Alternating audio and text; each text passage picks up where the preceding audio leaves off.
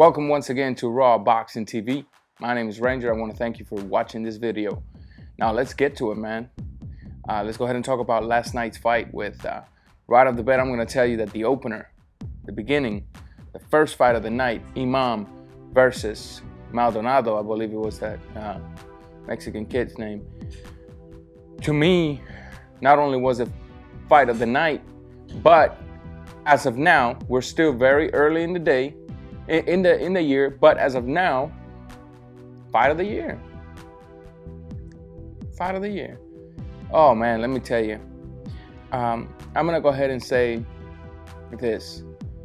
One of the main things I saw in Imam, and I'm gonna focus in Imam because Imam is the one that we will be seeing a lot more of.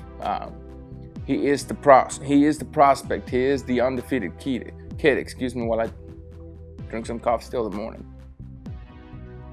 Still the undefeated kid. So I'm gonna focus a little more on him.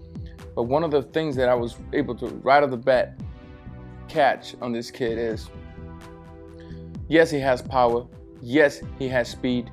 His skills are decent, but I think that his corner needs to focus a lot on his defense. I believe that they are under the assumption that the best defense is always your offense, and that's not always the case. Why do I say that his defense needs a little work? And let me tell you, he's a good fighter. I'm just saying things that they should do to him to make him that, to secure that future for the long run.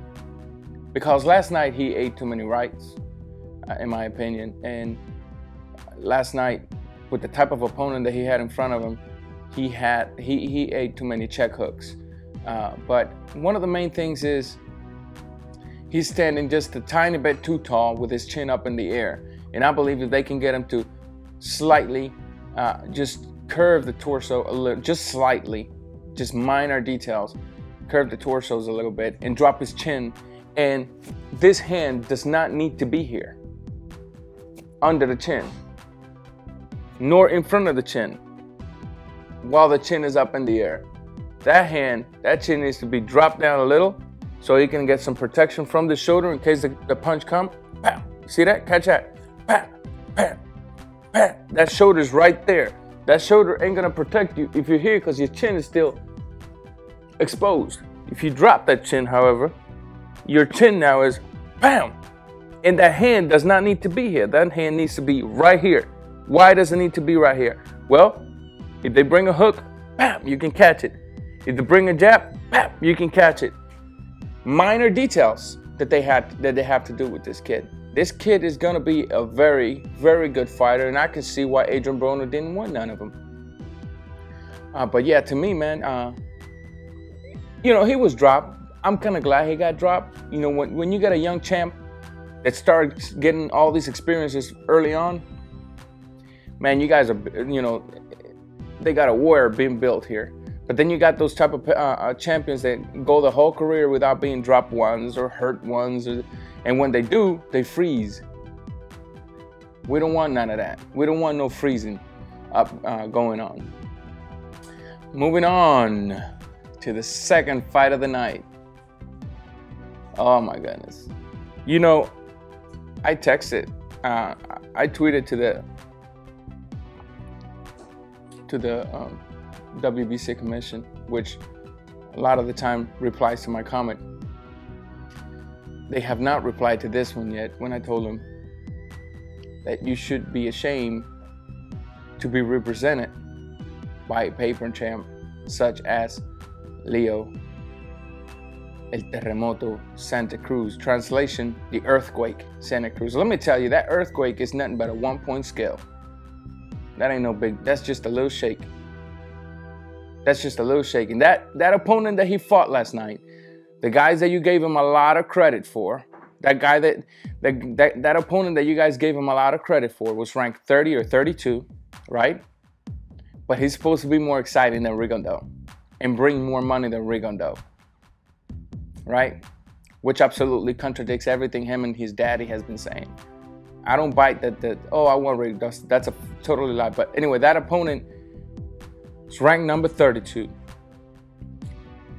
that opponent right there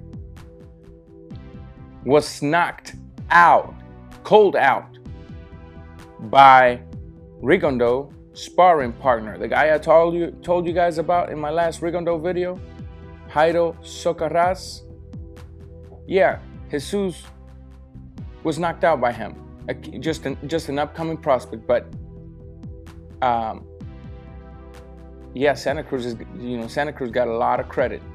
I don't know what it is about Showtime now that it's adapting the same techniques as HBO, but last night, man, it almost took a 50 caliber gun pointed at their head for them to bring Rigo up. When Santa Cruz got up the scales and he went to Colster, or whatever the last name is, the guy that always asks questions after the win. They ask questions, blah, blah, blah, blah. And then Rigo said, Mares. Santa Cruz said, yeah, I want Rigondeaux or Mares. And the guy, yeah, there you have it. He said he wants Mares. But wait a minute. He said he wanted Rigo too. But he didn't mention Rigo. Why? Because those are the guys in power. And whatever they say is going to stick to your head a lot more than any of these boxes. They are the media. Last night, post-press, guy didn't mention Rigondeaux at all. At all. Rigo was supposed to be in this fight. And Rigo was supposed to go and openly challenge Santa Cruz and offer him $1 million to fight. For those of you that say, oh, Rigo don't bring no money. Rigo was going to offer Santa Cruz $1 million to fight him. Ask me how I know. It's not a secret to you guys that I got a couple of plugs down there and a couple of plugs here and there. Matter of fact, me and Dante and a couple of other channels knew about it. We just didn't say anything until it happened.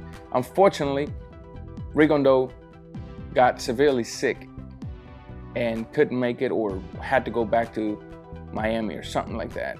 But we just hope that the guy gets better. Anyways, what's next for Mares? For Santa Cruz.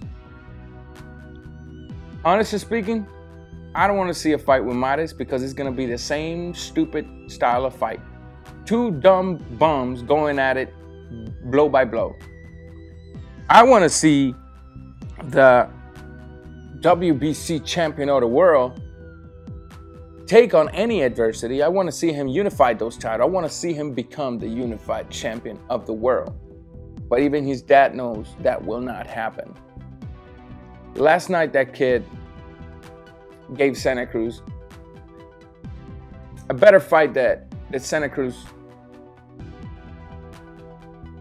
should have allowed, man, honestly speaking. So, I mean, no, I'm not giving Santa Cruz any credit on this fight. Matter of fact, I ain't giving Santa Cruz any credit on, if he fights Mares, he might be the one getting knocked out at 126. It's funny because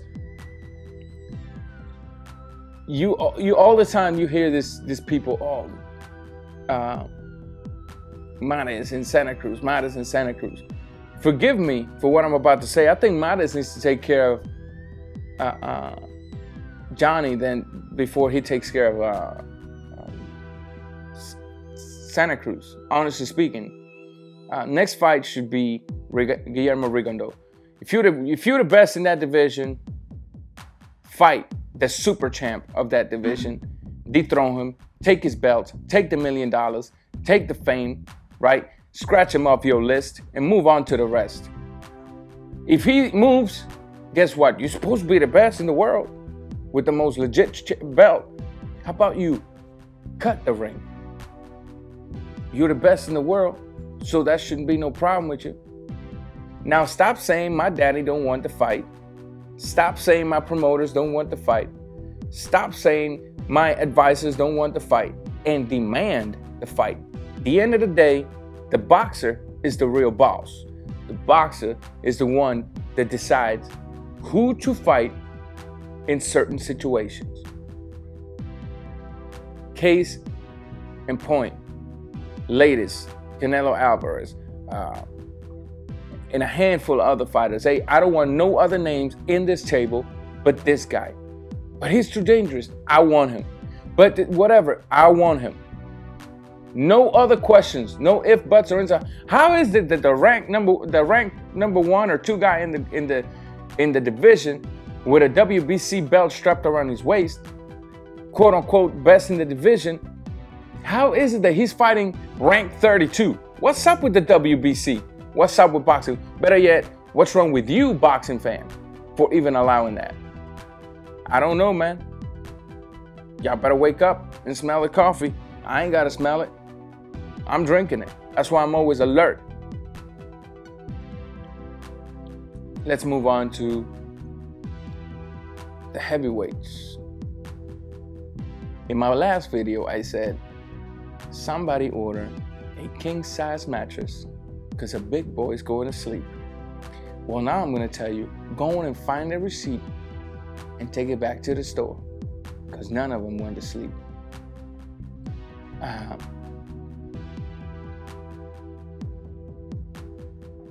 Was it an exciting fight? It was an okay fight, honestly speaking. You had people tweeting, what a boring fight. That's their opinion.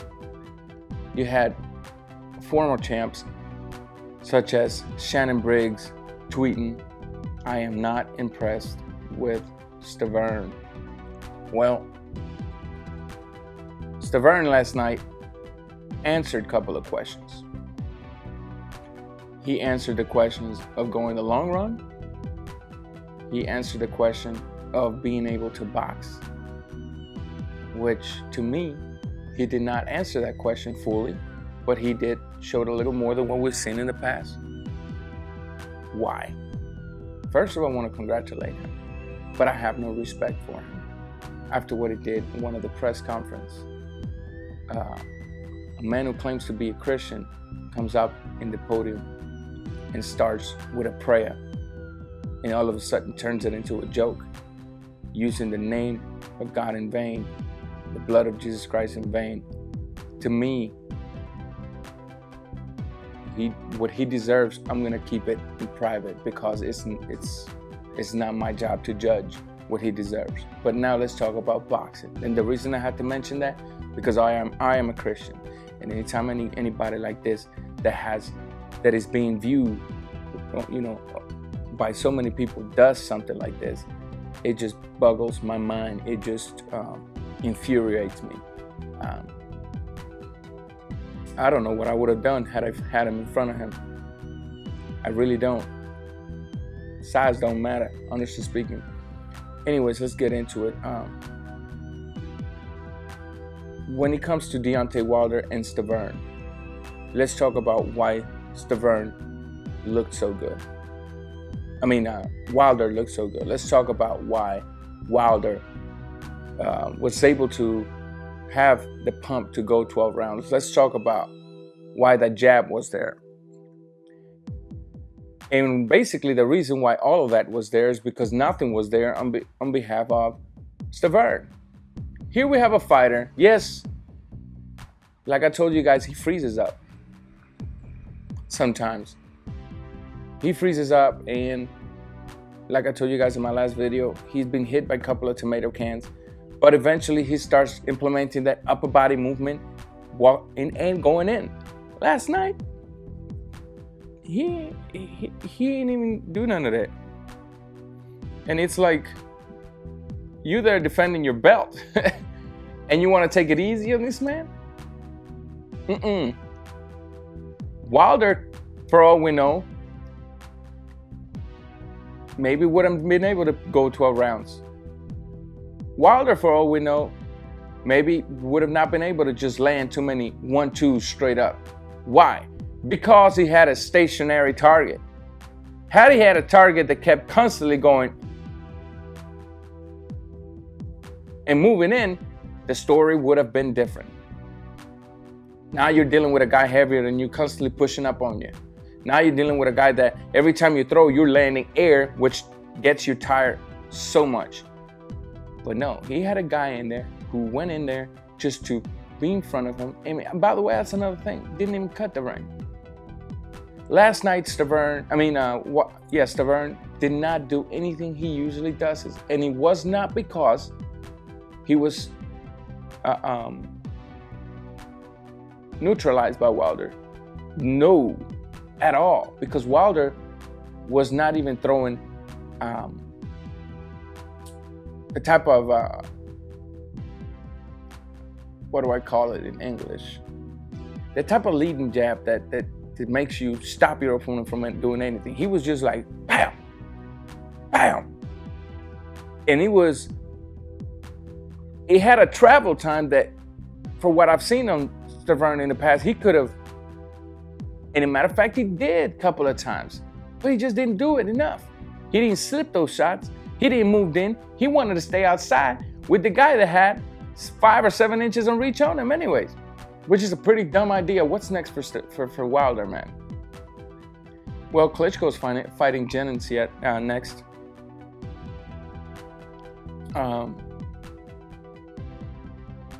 In the heavyweights, I don't know. I don't follow the heavyweights that much. It's such a dead division, and it still is, even though we have an American champion. It's a dead division. There's nothing there. If you put Mike Pettis in there, Mike Pettis will get knocked out within, I don't know, 3-4 rounds, or maybe 6 rounds. He will get knocked out, Mike Pettis. Chris Arreola does not deserve a shot. Who's in there? What's in there?